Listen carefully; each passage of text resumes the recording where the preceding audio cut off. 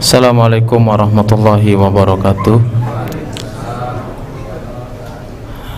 Innal hamdalillahi nahmaduhu wa nasta'inuhu wa nastaghfiruh wa na'udzu billahi min syururi anfusina wa min sayyiati a'malina. May yahdihillahu fala mudhillalah wa may yudlil fala hadiyalah. Asyhadu an la ilaha illallah wahdahu la syarikalah wa asyhadu anna Muhammadan abduhu wa rasuluhu alladzi la nabiyya ba'dah. Qala Allah ta'ala fi kitabihil karim, ya ayyuhalladzina amanu taqullaha haqqa tuqatih wa la tamutunna illa wa antum muslimun. Ya ayyuhan nasu taqu rabbakumul ladzi khalaqakum min nafsin wahidah wa khalaqa minha zawjaha wa batha minhuma rijalan katsiran wa nisaa'a wattaqullaha alladzi tasaaluna bihi wal arham innallaha kana 'alaikum raqiba. Ya ayyuhalladzina amanu taqullaha wa qulu qawlan sadida yuslih lakum a'malakum wa yaghfir lakum dhunubakum wa may yuti'illaha wa rasulahu faqad faza fawzan 'azima. Amma ba'du. Alhamdulillah, pada kesempatan ini atas izin Allah Subhanahu wa taala kita bisa bertemu kembali. Salawat dan salam tidak lupa senantiasa kita curahkan kepada Nabi kita Nabi Muhammad sallallahu alaihi wasallam beserta keluarganya, sahabatnya, tabi'in, tabi'ut tabi'in, dan kepada para pengikutnya yang senantiasa istiqomah berpegang teguh di atas sunnahnya Nabi Muhammad sallallahu alaihi wasallam hingga akhir zaman. Alhamdulillah, di malam yang berbahagia ini atas izin Allah mudah-mudahan kita bisa mendapatkan beberapa faedah yang dijelaskan dalam Al-Qur'an ataupun dalam hadis Nabi sallallahu alaihi wasallam, apalagi yang akan kita bahas di antaranya adalah keutamaan yang berkaitan dengan negeri Syam, dengan Baitul Maqdis. Di antaranya adalah terdapat di dalamnya yaitu adalah Masjid Al-Aqsa. Tentu banyak riwayat yang menjelaskan tentang keutamaan negeri tersebut, baik dalam Al-Qur'an ataupun dalam hadis-hadis Nabi sallallahu alaihi wasallam tentang keutamaan-keutamaan yang terdapat di negeri Syam, khususnya di Baitul Maqdis, ya. Dan kita insyaallah akan menjelaskan beberapa keutamaan, ya. Karena banyak, ya, dalam Al-Qur'an ataupun hadis-hadis Nabi sallallahu alaihi wasallam tentang keutamaan tersebut. Dalam sebuah riwayat atau dalam kitab At-Targhib wa Tarhib, di situ dijelaskan Imam Al-Mundhiri rahimahullahu taala, beliau menjelaskan tentang sebuah bab, yaitu adalah tentang seseorang bermukim atau bertinggal di negeri Syam. Kenapa Imam Al-Mundhiri dalam kitab Targhib wa Tarhib itu menjelaskan tentang bab tersebut, ya, tentang bab keutamaan orang yang tinggal di negeri Syam? Ya jelas beliau tidak menjelaskan kecuali karena memiliki keutamaan, karena memiliki keagungan yang ada di negeri Syam tersebut, yang Allah Subhanahu wa taala menjelaskannya, ya, tadi jelaskan baik dalam Al-Qur'an ataupun melalui lisannya Nabi sallallahu alaihi wasallam. Dalam riwayat tersebut dijelaskan dari Wasilah bin Al-Asqa radhiyallahu ta'ala anhu, beliau menjelaskan bahwasanya aku melihat atau mendengar Hudzaifah ibn al-Yaman dan Mu'ad bin Jabal, ya. Hudzaifah bin Yaman ini, ya, salah satu sahabat Nabi sallallahu alaihi wasallam yang digelari siapa? Ada yang pernah tahu? Hudzaifah bin Yaman ini digelari siapa tuh? Kan setiap sahabat itu ada gelarnya ya. Ya, memiliki gelar masing-masing. Kalau Hudzaifah bin Yaman siapa gelarnya? Ada yang pernah tahu, pernah dengar? Gelarnya seperti apa beliau? Beliau itu salah satu sahabat Nabi sallallahu alaihi wasallam yang terkenal dengan sohibus sirri. Maksudnya apa? Seseorang yang bisa memegang rahasia. Dulu ketika Nabi sallallahu alaihi wasallam atau kaum muslimin menguasai kota Madinah, itu kan di dalamnya banyak permasalahan, di antaranya adalah orang-orang munafik. Baik orang munafik dari kalangan Yahudi atau orang munafik dari kalangan orang-orang yang bersekutu dengan mereka. Seperti zaman sekarang, ada orang Yahudinya, ada juga orang munafiknya juga ada, yang mereka sama-sama ingin membunuh bahkan memerangi kaum muslimin. Ini bukan zaman sekarang aja. Zaman Madinah dulu Nabi sallallahu alaihi wasallam menguasai seperti itu. Ya, padahal ketika itu kaum muslimin bisa dikatakan menguasai kota Madinah ketika itu. Tapi di sana ada orang-orang munafik, baik dari kalangan Yahudi ataupun orang-orang yang bekerja sama membantu bahkan menolong orang-orang Yahudi atau orang-orang munafik tersebut. Makanya Nabi sallallahu alaihi wasallam memerintahkan kepada Hudzaifah ibn Yaman untuk senantiasa melihat gerak-gerik orang-orang munafik tersebut, untuk senantiasa menjaga Nabi sallallahu alaihi wasallam dengan cara memperhatikan apa yang akan dilakukan oleh orang-orang Yahudi ataupun oleh orang-orang munafik. Nah, bagaimana caranya Nabi sallallahu alaihi wasallam agar bisa memudahkan Hudzaifah ibn Yaman menjaga Nabi sallallahu alaihi wasallam dari makar-makar orang Yahudi, dari makar-makar orang-orang munafik atau orang-orang yang memusuhi kaum muslimin, maka Nabi itu memanggil Hudzaifah ibn Yaman. Untuk apa tujuannya? Untuk menjelaskan siapa saja di antara mereka dari kalangan orang munafik. Tujuannya apa? Supaya kita bisa jaga. Boleh kan? Boleh enggak, Pak? Kita menjelaskan keburukan orang lain, gibah. Gibah itu kan menjelaskan aib kan? Jelaskan aib orang lain untuk jaga-jaga, boleh apa enggak? Boleh. Ya, gibah itu pada dasarnya haram hukumnya.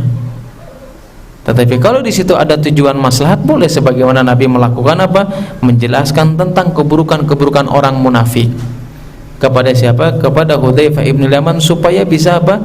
Supaya bisa terpantau apa yang akan mereka lakukan terhadap kaum muslimin.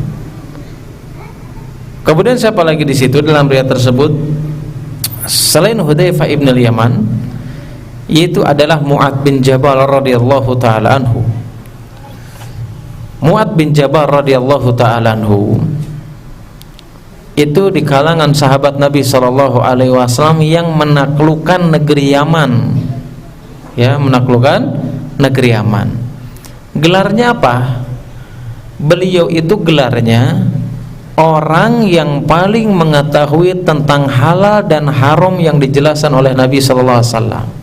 Siapa itu? Mu'adz bin Jabal radhiyallahu taala anhu. Ya, beliau selain memiliki wajah yang tampan gitu ya, kulit yang lembut yang bersih, beliau itu di antara kalangan ulama atau salah satu ulama dari kalangan para sahabatnya Nabi sallallahu alaihi wasallam. Meskipun wafat di usia 33 tahun, sebagian ulama mengatakannya 28 tahun, tetapi beliau memiliki ilmu yang sangat tinggi sehingga para sahabat pun ngambil ilmu dari beliau. Siapa di antaranya? Umar bin Khattab radhiyallahu taala anhu. Umar bin Khattab radhiyallahu taala anhu itu kalau untuk memutuskan ya di daerah kekuasaannya diangkat sebagai gubernur gitu, ini di Kufah siapa, atau di Irak atau di mana siapa gubernur, itu senantiasa meminta pendapat kepada Mu'adz bin Jabal, dan beliau memegang pendapat apa yang disampaikan oleh Mu'adz bin Jabal. Padahal apa? Beliau masih muda. Ya bisa dikatakan lebih junior daripada sahabat-sahabat yang lainnya. Makanya kata Umar mengatakan, kalau bukan karena Mu'adz bin Jabal maka Umar telah binasa. Nah artinya apa? Dua orang ini memiliki kedudukan yang sama-sama mulia di sisi Allah Subhanahu wa taala, memiliki kedudukan yang berbeda dengan keutamaan sahabat yang lainnya. Meskipun seorang faqih yang pertama, meskipun Hudzaifah ibnul Yaman ya tadi diantaranya yang kita jelaskan ya keutamaan yang dimiliki oleh beliau, tapi mereka berdua ini tetap nanya kepada Nabi Sallallahu Alaihi Wasallam.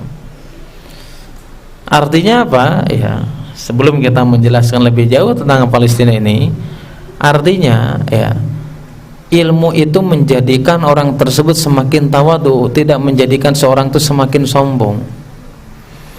Kadang karena kita sudah belajar, sudah merasa tahu, gengsi kita untuk nanya sama orang yang lebih paham daripada kita.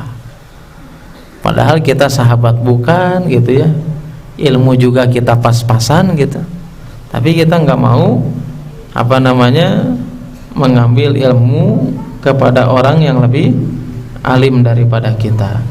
Nah, apa yang ditanyakan oleh Mu'adz bin Jabal gitu ya, kemudian apa yang ditanyakan juga oleh Hudzaifah ibnul Yaman, maka di sini ditanyakan apa? Menanyakan kepada Nabi SAW tentang tempat tinggal. Coba bayangkan ya, para sahabat ini tempat tinggal aja nanya kepada Nabi SAW. Ya, saya kemarin sebelum di sini di di Topindo, di Top Regensi, itu menjelaskan tentang hak-hak bertetangga. Di situ dijelaskan ya perkataan-perkataan para ulama, kalau kita membeli rumah itu berarti membeli tetangganya. Yang mahal itu bukan rumahnya, tetangganya. Sama apa yang dilakukan oleh siapa? Oleh Mu'adz bin Jabal, oleh Hudzaifah ibnul Yaman, karena dia ingin menjaga keimanan dan ketaatannya ketika beliau tinggal. Makanya ketika nanya kepada Nabi SAW, di mana sebaiknya kita tinggal? Tempat yang seperti apa yang pantas aku tinggal di dalamnya? Kemudian kata Nabi SAW mengatakan dalam hadis tersebut, ya, mereka berdua ya meminta pendapat, mengisyaratkan bahwa Nabi ketika ditanya, ini kita ini tinggal di mana nih? Nabi mengisyaratkan ke negeri Syam. Nanya lagi dua orang tersebut, di mana tempat yang harus kita tinggali? Kemudian kata Nabi SAW mengatakan, alaikum bisyam fa innaha saffatun biladillah. Kata Nabi SAW, maka bagi kalian tinggallah di negeri Syam. Negeri Syam itu mana aja? Mana aja Pak? Irak ya? Irak masuk enggak? Enggak ya. Apalagi? Apa? Palestina, selain Palestina apa? Suriah, Lebanon, sampingnya Suriah apa? Samping antara Suriah dengan Saudi. Kemarin pulang dari mana kemarin? Yordania. Ya, kalau dalam bahasa Arabnya itu adalah Urdun. Ya, Urdun itu Yordania. Maka kata Nabi SAW, ketika di mana nih kita harus tempat tinggalnya?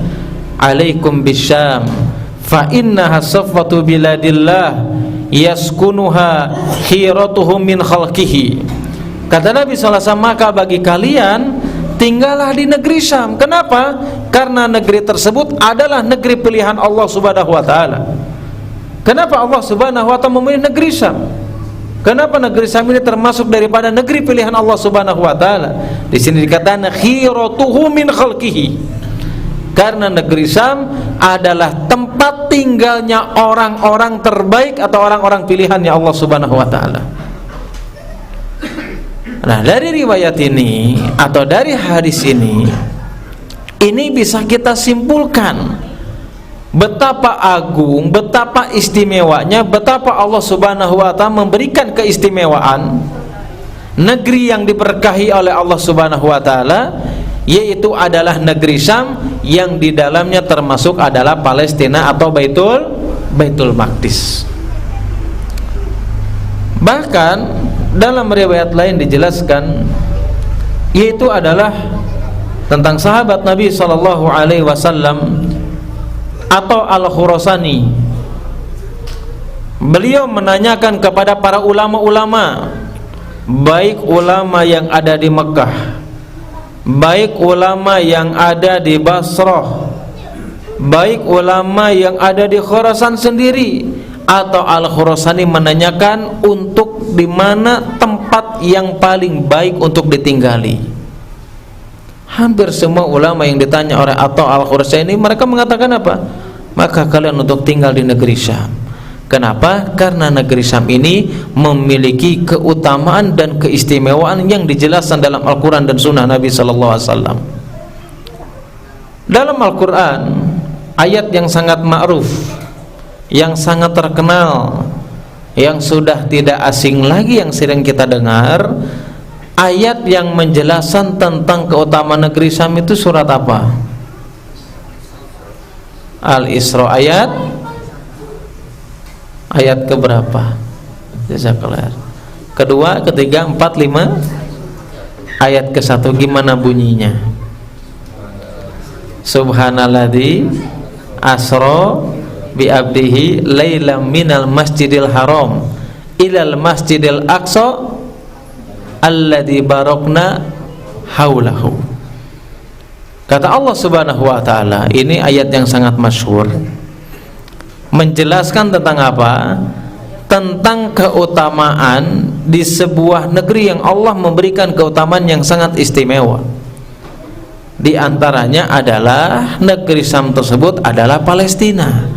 Yang pertama, kenapa? Karena negeri tersebut, tempat tersebut dijadikan oleh Allah Subhanahu wa taala sebagai tempat singgahnya Nabi sallallahu alaihi wasallam sebelum Mi'raj.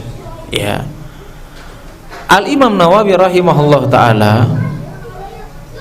dalam kitab Syarah Sahih Muslim, beliau menjelaskan keberkahan yang diberikan oleh Allah Subhanahu wa ta'ala, yang diberikan oleh Allah Subhanahu wa ta'ala ke Baitul Maqdis atau ke negeri Syam. Menurut Imam Nawawi, beliau mengatakan yaitu adalah keberkahan yang diberikan oleh Allah Subhanahu wa ta'ala. Kenapa? Karena itulah tempat tinggal atau banyak nabi yang diutus dari negeri tersebut. Meskipun sebagian ulama ahli tafsir yang lainnya mereka berpendapat bahwasanya keberkahan yang diberikan oleh Allah Subhanahu wa ta'ala ke negeri Syam tersebut diantaranya adalah Baitul Maqdis atau Palestina. Sebagian ulama mengatakan keberkahan di situ yang pertama adalah keberkahan yang berkaitan dengan dunia, yaitu apa? Diberikan kesuburan tumbuh-tumbuhan, dimudahkan orang untuk mendapatkan rezeki, kesuburan dalam masalah buah-buahan ataupun makanan yang sangat melimpah. Atau sebagian lagi mengatakan ini juga berkaitan dengan apa? Dengan keberkahan yang berhubungan dengan dunia atau dengan akhirat atau dengan agama. Kenapa? Selain di situ tempatnya para nabi yang diutus oleh Allah Subhanahu wa taala, tempat hijrahnya para nabi sallallahu alaihi wasallam, di antaranya Nabi Lut alaihi salam, yang ketika kaumnya dibinasakan oleh Allah Subhanahu wa taala, maka kaum Lut diselamatkan oleh Allah Subhanahu wa taala untuk tinggal di Baitul Maqdis atau di negeri Syam. Menunjukkan apa? Menunjukkan kemuliaannya. Yang kedua, keberkahan di situ yang berhubungan dengan agama, yang berkaitan dengan negeri Syam atau Baitul Maqdis, dijelaskan oleh para ulama. Kenapa? Karena malaikat turun di situ. Karena malaikat mengepakan atau membentangkan sayapnya di negeri Syam. Di antaranya adalah di Baitul Maqdis. Dari mana kita tahu? Dalam sebuah riwayat yang datang dari Bukhari dan Muslim dan yang lainnya, hadis dari Zaid bin Sabit radhiyallahu taala anhu, bahwasanya ia mendengar Rasulullah sallallahu alaihi wasallam bersabda, apa yang dikatakan Nabi sallallahu alaihi wasallam, tuba li Syam, tuba li Syam. Maka kata Nabi sallallahu alaihi wasallam mengatakan, berbahagialah bagi penduduk negeri Syam. Apakah sekali Nabi sallallahu alaihi wasallam mengucapkannya? Enggak, berkali-kali. Setelah itu Nabi sallallahu alaihi wasallam mengucapkan lagi, tuba li Syam, berbahagialah bagi orang-orang yang mereka tinggal di negeri Syam. Kemudian Zaid bertanya, wa ma balu bi Syam, emang urusannya apa dengan negeri Syam ini? Bahasa kita gitu. Sampai Nabi sallallahu alaihi wasallam mengatakan, berbahagialah orang-orang yang berada tinggal di negeri Syam. Maka Zaid bertanya, emang ada apa urusannya dengan negeri Syam sehingga engkau mengatakan berbahagia kepada penduduk negeri Syam? Maka kata Nabi sallallahu alaihi wasallam, al malaikatu basitu ajnihatiha 'ala Syam. Karena malaikat yang diutus oleh Allah Subhanahu wa taala, mereka mengepakkan sayapnya di atas negeri Syam, di antaranya adalah di Baitul Maqdis. Karena Baitul Maqdis termasuk daripada negeri Syam. Ya, makanya apa? Sekarang kita bisa saksikan. Saya ingin menyinggung kembali ini. Ya, kenapa saya juga sebetulnya dipilih nih tema ini luar biasa. Saya setuju ya dengan DKM gitu ya. Supaya apa? Supaya menyadarkan kita untuk kembali peduli kepada saudara kita.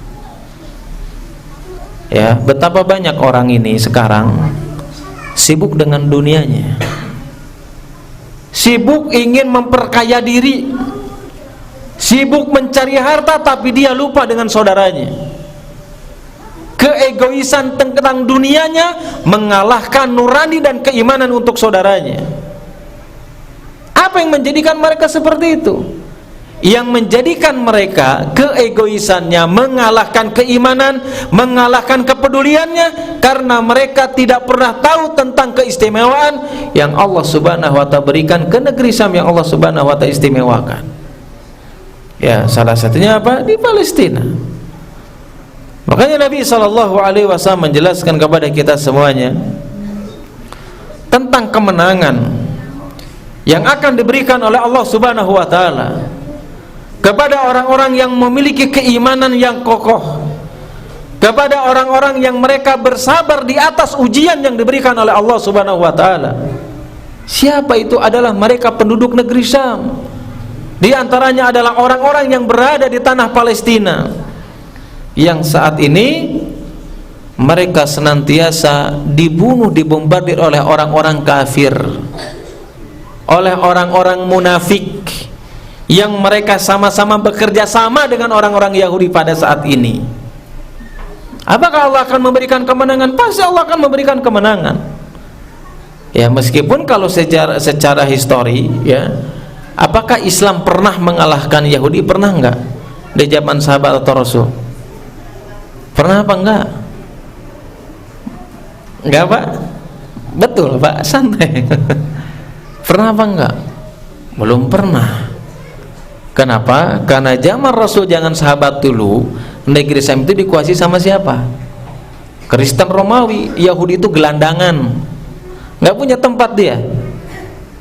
Ya, makanya sekarang nyuri tanah orang. Kenapa orang Yahudi nyuri tanah orang? Karena dia gelandangan dan dia tahu tentang keutamaan yang ada di negeri Syam, di antaranya adalah di Palestina. Mereka mengklaim itu tanah nenek moyangnya. Bodoh sejarah mereka itu. Ya, makanya mereka belum lupa bagaimana caranya mengusir kaum muslimin. Ya, makanya ya terserah ini mau setuju atau tidak. Ya, sedikit saya singgung perkataan Syekh Masyhur Salman hafizahullahu taala. Beliau salah satu murid seniornya Syekh Al-Albani rahimahullah taala, dan beliau kan dulu sering ke Indonesia. Ya, 2 hari yang lalu apa 3 hari yang lalu saya melihat dikirim di grup ustadz-ustadz itu video tentang ucapan beliau. Beliau mengatakan apa? Orang-orang jahil, orang-orang bodoh yang selama ini menyalahkan kaum muslimin yang ada di Palestina, gak usah kita menyalahkan mereka. Tugas kita sebagai seorang muslim, bagaimana caranya kita bisa membantu mereka, bagaimana caranya kita bisa mendoakan mereka. Nabi SAW menjelaskan dalam riwayat Tirmidzi dan yang lainnya, jahidul musyrikin bi amwalikum. Kalian ini, kata Nabi SAW, berjihad untuk memerangi orang-orang musyrik, untuk memerangi orang-orang kafir dengan apa? Bi amwalikum, dengan harta kalian, dengan apapun yang kalian miliki, dengan jiwa kalian juga. Artinya apa? Ketika kita tidak bisa membantu mereka dengan harta kita, coba jaga mulut kita. Jangan sampai kita menjatuhkan kehormatan. Di sana itu banyak kaum muslimin. Di sana juga ada orang-orang ahlus sunnah wal jamaah. Dan kita sebagai orang mukmin, kita tahu dalam sebuah akidah, prinsip dalam akidah ahlus sunnah wal jamaah, ada prinsip yang namanya al-wala wal bara. Ya kan? Ada prinsip dalam akidah ahlus sunnah wal jamaah adalah al-wala wal bara. Apa itu al-wala wal bara? Apa itu kira-kira? Al-wala wal bara itu apa? Cinta dan benci, bahasa simpelnya. Kepada siapa kita harus memiliki loyalitas, dan kepada siapa kita harus membenci. Ini yang harus kita tanamkan akidah Ahlussunnah wal Jamaah. Orang-orang liberal, orang-orang sekuler, mereka itu berupaya sampai sekarang untuk mengikis pondasi yang paling utama dalam agama Islam tentang apa? Tentang al-wala wal bara. Sehingga muncul apa? Al-wala wal bara, pemahaman Wahabi. Padahal ini pemahamannya Rasulullah SAW. Ini pemahaman akidah Ahlussunnah wal Jamaah. Sehingga apa? Mereka mengikisnya langsung gampang. Mengikisnya apa? Semua agama itu benar. Kenapa? Supaya kita tidak ada lagi al-wala wal bara. Padahal kemenangan kaum muslimin untuk memerangi orang-orang kufar, orang-orang yang mereka berusaha menghancurkan agama Islam, itu diantaranya motivasi yang mendorong kaum muslimin. Mereka mau berjuang di jalan Allah karena mereka memiliki sifat al-wala wal bara. Dan sifat kita untuk orang-orang muslimin yang berada di Palestina ini, harus kita ada sifat apa? Al-wala, cinta kepada orang-orang yang beriman di antara mereka, kepada kaum muslimin di antara mereka. Terlepas mereka memiliki kekurangan, terlepas mereka melakukan kebidahan, tetapi kita mencintai mereka dengan kadar kerusakan atau dengan kadar kemaksiatan yang mereka miliki. Ini akidah Ahlussunnah wal Jamaah. Ya, kenapa harus seperti itu? Kita tahu tentang keutamaan orang-orang yang berada di Baitul Maqdis. Bukankah Nabi SAW menjelaskan, idza fasada ardus Syam, kalau negeri Syam diantaranya Palestina ini rusak, fala khairu fikum, maka kalian juga tidak akan pernah mendapatkan kebaikan. Artinya apa? Barometer sebuah negeri, barometer sebuah kaum, barometer umat ini baik dan buruknya adalah tergantung daripada baik dan buruknya negeri Syam.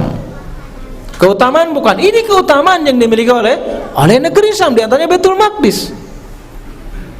Ya, artinya apa? Mereka kacau, negara-negara juga akan kacau. Kenapa bisa seperti itu? Karena itulah keutamaan yang Allah berikan kepada negeri Syam atau kepada penduduknya. Nah, dalam hadis ini, kemudian di antara keutamaan yang dijelaskan oleh Nabi SAW, Allah akan memberikan kemenangan kepada mereka. Karena ketika Nabi sudah menjelaskan bahwasanya idza fasada ardu Syam, kalau negeri Syam ini sudah rusak, fala khairu fikum, maka tidak ada kebaikan pada diri kalian atau di negeri-negeri kalian. Kemudian Nabi mengatakan apa? La tazalu ta'ifatun mansurun, bahwasanya ada sebagian kelompok, ada sebagian umatku yang mereka senantiasa mendapatkan pertolongan dari Allah Subhanahu wa taala. Mereka senantiasa ditolong oleh Allah Subhanahu wa taala. Kemudian apa kata Nabi sallallahu alaihi wasallam? La yadurhum man khadalahum. Meskipun mereka dianiaya, meskipun mereka dibombardir, meskipun mereka dijatuhkan kehormatannya, meskipun mereka harus ditumpahkan darahnya, la yadurhum man khadalahum, tidak akan berpengaruh sedikit pun kepada siapa? Kepada orang-orang yang dia berpegang teguh kepada Al-Quran dan Sunnah Nabi sallallahu alaihi wasallam. Siapa itu? Itu adalah mereka ketika ditanyakan kepada para sahabat, kepada Rasulullah, siapa mereka itu, di mana mereka berada? Maka Nabi SAW mengatakan mereka berada di Baitul Maqdis, itu adalah Palestina. Ini keutamaan yang dijelaskan Nabi SAW.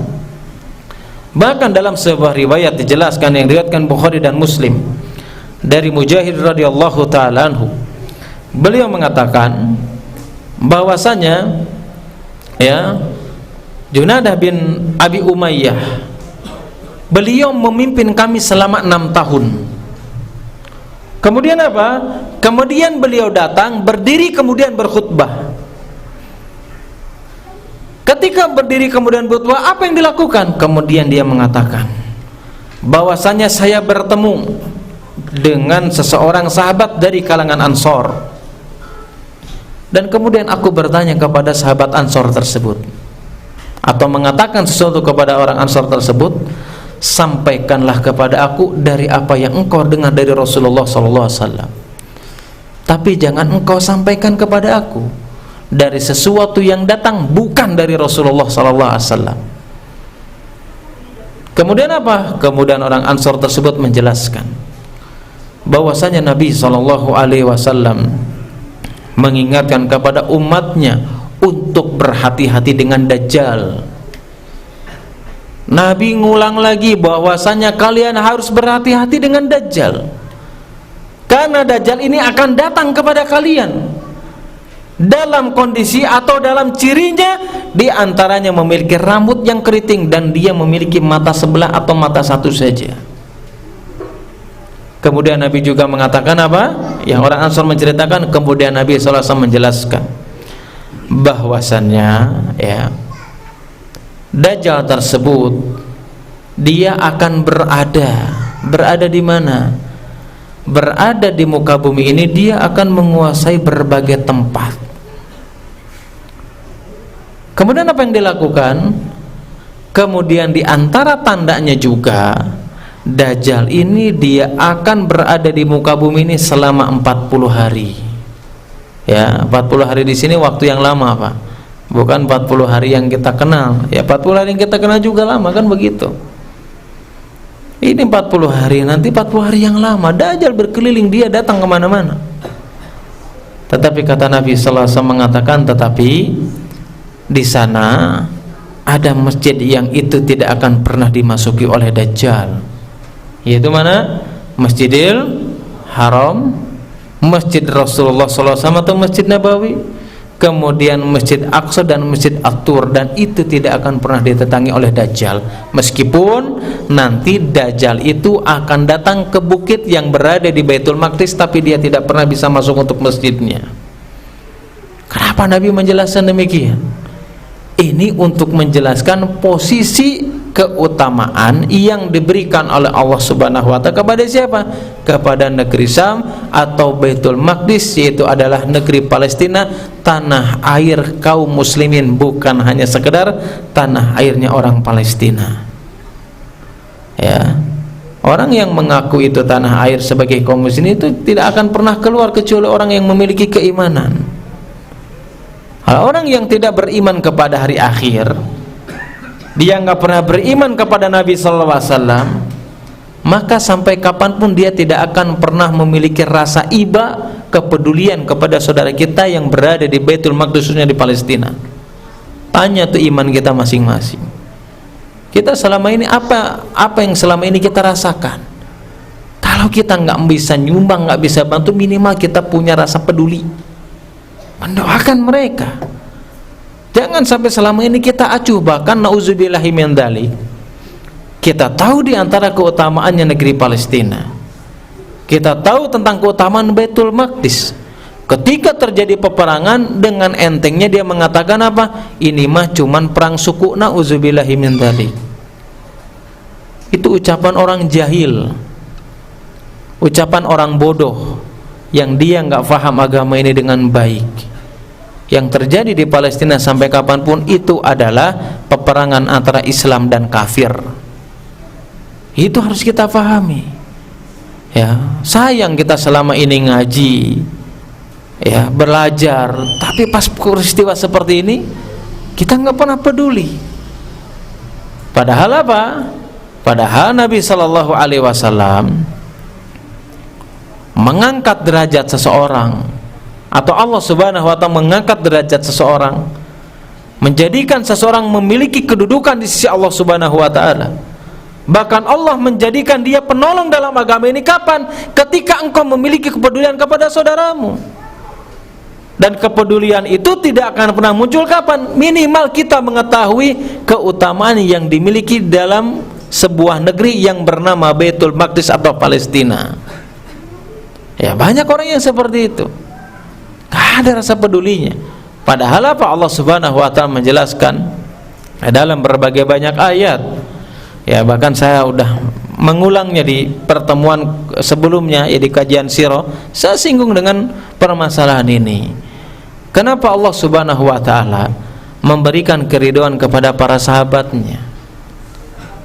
Kenapa Allah Subhanahu Wa Taala mengangkat derajatnya orang-orang Ansor? Kenapa Allah mengangkat derajatnya? Bahkan Allah meridhai mereka. Kenapa? Karena mereka adalah penolong kaum muslimin. Mereka yang menolong dakwahnya Nabi SAW. Mereka yang menolong kaum muslimin muhajirin yang ketika itu mereka terusir dari tanah airnya. Dari mana kita tahu? Allah menyegaskan dalam surat Al-Hasr ayat 9, walladzina tabawwa'u darul imana min qablihim yuhibbuna man hajaru ilaihim wala yajiduna fi sudurihim harajan mimma utu wa yusiruna ala anfusihim walau kana bihim khasasa. Allah memberikan keridhaan kepada seseorang di antaranya orang Ansor. Mereka memberikan pertolongan. Apa yang dilakukannya? Mereka mengatakan apa? Allah mengatakan kepada mereka apa? Yuhibbuna man hajaru ilaihim. Orang-orang Ansor, mereka senantiasa memiliki kecintaan kepada orang-orang muhajirin yang mereka terusir dari tanah airnya. Enggak ada sedikit pun kedengkian orang-orang yang beriman kepada orang muslim yang terdolimi. Kemudian apa? Karena enggak ada kedoliman, apa yang dirasakan orang mukmin? Kemudian dikatakan dalam ayat tersebut apa?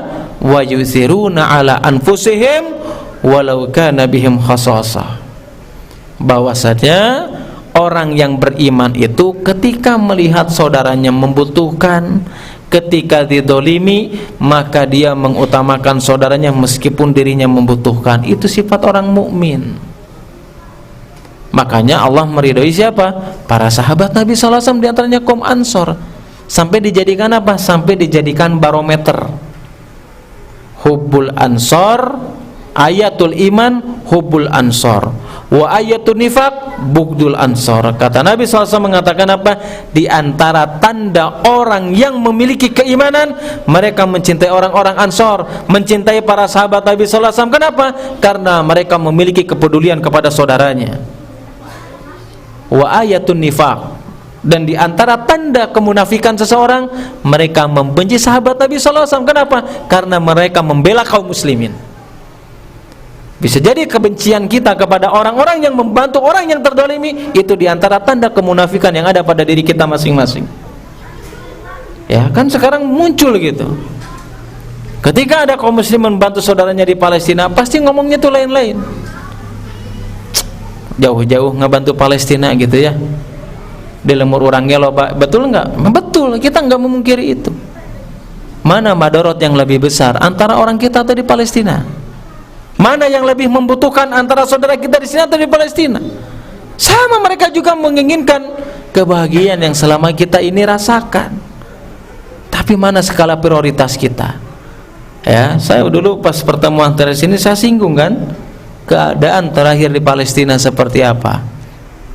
Ya, bahkan saya menjelaskan di di beberapa pertemuan sebelumnya, ya, kondisi yang sekarang itu semakin sulit, meskipun kita tahu beberapa hari ini, ya, sudah ada genjatan senjata. Ya gimana, dari dulu juga karakter orang Yahudi ya pengkhianat, nggak usah percaya sama mereka. Dulu ketika bertemu dengan Nabi SAW di Madinah, ngomongnya ingin menerima dakwah Nabi SAW, ingin menerima nasihat dari Nabi SAW. Sebelum terjadinya peperangan Khandaq, mereka ingin mendapatkan nasihat dari Rasulullah, ingin bertemu dengan Nabi SAW. Tapi apa yang mereka lakukan? Ternyata mereka memiliki apa? Memiliki niatan jahat untuk mengorbankan, bahkan membunuh Nabi SAW. Itulah sifat karakter munafik dari kalangan orang-orang Yahudi. Ya, makanya apa? Wajar mereka itu enggak menutup mata tentang keutamaan yang dimiliki oleh Baitul Maqdis atau Palestina. Adapun keutamaan yang lainnya sudah ada, Pak? Baru ya? Tinggal 5 menit lagi, ya. Gimana, Pak? 3 menit lagi, Masya Allah, ya. Nggak kerasa, ya. Masya Allah, la haula wala quwwata illa billah. Kemudian di antara keutamaan yang lainnya yang dijelaskan oleh Nabi SAW, hadis yang sangat terkenal juga, bahwasanya Nabi SAW ingin menjelaskan kepada kita tentang keberkahan yang dimiliki oleh negeri Syam. Salah satu doa yang senantiasa dipanjatkan oleh Nabi SAW itu adalah Allahumma barik lana fi Syamina. Ya Allah, berikanlah keberkahan di kemana? Itu adalah ke negeri Syam, negeri yang Allah Subhanahu wa taala memberikan keistimewaan daripada negeri-negeri yang lainnya. Adapun keutamaan-keutamaan yang lainnya insyaallah di pertemuan selanjutnya, ya. Saya tidak bisa melanjutkan kajian setelah Isya. Biasanya dilanjut, ya. Karena saya harus safar, ya. Jadi saya mohon izin dulu untuk hari ini, mungkin dicukupkan sampai di sini, ya. Insyaallah pertemuan selanjutnya, ya, meskipun temanya beda, misalkan ya kita singgunglah sedikit-sedikit, ya, karena memang ini yang harus kita ketahui supaya kita betul-betul memiliki kecintaan kepada saudara-saudara kita yang mereka sama-sama beriman kepada Allah Subhanahu wa taala, yaitu adalah di antaranya kaum muslimin yang umumnya berada di Palestina, khususnya di Gaza. Semoga Allah Subhanahu wa taala memberikan kesabaran kepada mereka, memberikan pertolongan oleh Allah Subhanahu wa taala. Allahumma taqabbal minhum syuhada, Allahumma taqabbal minhum syuhada, Allahumma taqabbal minhum syuhada ya rabbal alamin. Allahumma taqabbal minhum syuhada ya rabbal alamin. Allahumma anjil muslimina wal mustad'afina fi Palestina wa fi kulli makan. Allahumma anjil muslimina wal mustad'afina wal mujahidina fi Palestina wa fi kulli makan. Allahumma anjil muslimina wal mustad'afina wal mujahidina fi Palestina wa fi kulli makan. Allahumma syatid syamlahum wa farij jam'ahum ya rabbal alamin. Subhanakallahumma wa bihamdika asyhadu an la ilaha illa anta astaghfiruka wa atubu ilaik.